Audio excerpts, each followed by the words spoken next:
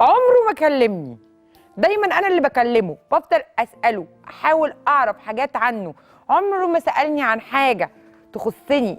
ايه العلاقه الغريبه دي؟ وحاسه ان انا مش انا ايه العلاقه الغريبه دي؟ ده الانسيرت بتاعي انا، ومش بيغير عليا. عايزاكي تقولي لي اعمل ايه، اوافق عليه ولا مش مناسبني؟ ما بحبش الزن، شوفوا اهو ما بيحبوش الزن، بحب الهدوء. وبعرفك من دلوقتي عشان ما تتقمصيش كل شويه. دايما بيقول لي اتغيري، بس انا مش بتغير عشان ما بسمعش كلامه، وعنيده جدا، وهو شايف ان ده عدم احترام وتقدير ليه، وعايز يبعد، بس انا بحبه جدا ومش قادره ابعد عنه نهائي. اعمل ايه؟ قلت له عايز تتجوزني ليه؟ بتحبني؟ فقال لي بتنيل احبك. امال هتنيل اتجوزك ليه؟ متوحش.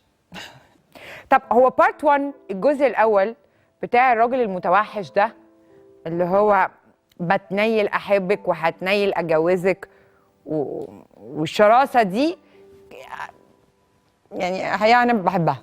يعني انا ما بحبش الراجل اللي مسهتن، لكن العكس بتاع القصه انه ما بيغيرش عليا وما بيسالش عليا وما بيكلمنيش وما بيهتمش بيا، فده معناه ان هو ما بيحبش. الجزء الاول بتاع الزن وما تتقمسيش، يعني هو معظم الرجال عندهم الكونسبت ده، وده يتفق جدا مع التوحش. لكن الجزء التاني بتاع ما بيسألش وما بيغيرش وما بيعملش، ما بشوفش ان ده حب، يعني بشوفه حاجة تانية. فاللي انتي تعمليه ان انتي تكوني الضيف الخفيف. الفترة اللي جاية دي فترة اسبوع، فترة 10 ايام، مش اكتر من كده، عشان ما يفهمش ان انتي لا بتتنكي ولا بايعة ولا بتاع ولا مش عارفة ايه. صباح الخير، انت كويس؟ انا بطمن عليك. بالليل خالص طمني، هاو واز يور داي، او يومك كان عامل ازاي، اكلت شربت تمام، تصبح على خير.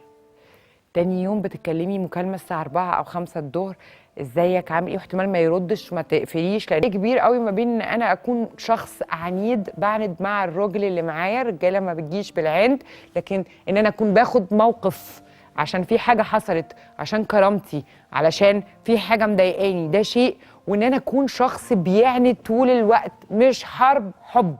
تكوني شخص ذكي وانت بتتعاملي مع الراجل اللي معاكي، لا اكون شخص عديم الكرامه. لان لو انت تحولتي شخص عديم الكرامه، هو هيتحول لشخص طاغي جدا.